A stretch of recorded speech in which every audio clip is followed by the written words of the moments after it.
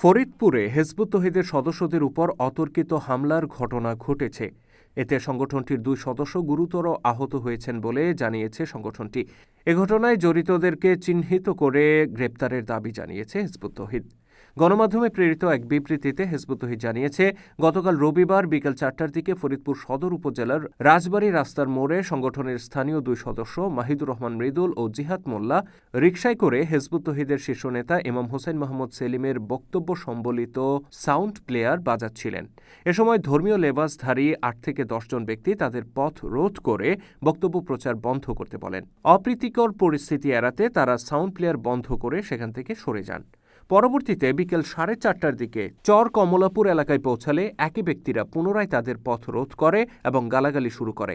এক পর্যায়ে আরও 10 থেকে 12 জন যুবক সেখানে জড়ো হয়ে তাদের উপর হামলা চালায়। খবর পেয়ে সংগঠনের আরও কয়েকজন সদস্য ঘটনাস্থলে এলে তাদের উপরও হামলা করা হয়। এ সময় আত্মরক্ষার্থে প্রতিরোধের চেষ্টা করে হিজবুত তৌহিদের সদস্যরা। এ ঘটনায় জিহাদ মোল্লা ও সুজন শেখ নামে হিজবুত তৌহিদের 2 সদস্য গুরুতর আহত হন। তারা বর্তমানে চিকিৎসাধীন রয়েছেন বলে জানিয়েছে সংগঠনটি। সংগঠনের কেন্দ্রীয় যুগ্ম সাধারণ সম্পাদক মাহবুবুল আলম নিক্কন স্বাক্ষরিত এই বিবৃতিতে সন্ত্রাসী হামলার তীব্র নিন্দা ও প্রতিবাদ জানিয়ে বলা হয়েছে, কিছু লেবাসধারী ব্যক্তির উস্কানিতে এই ঘটনা ঘটানো হয়েছে।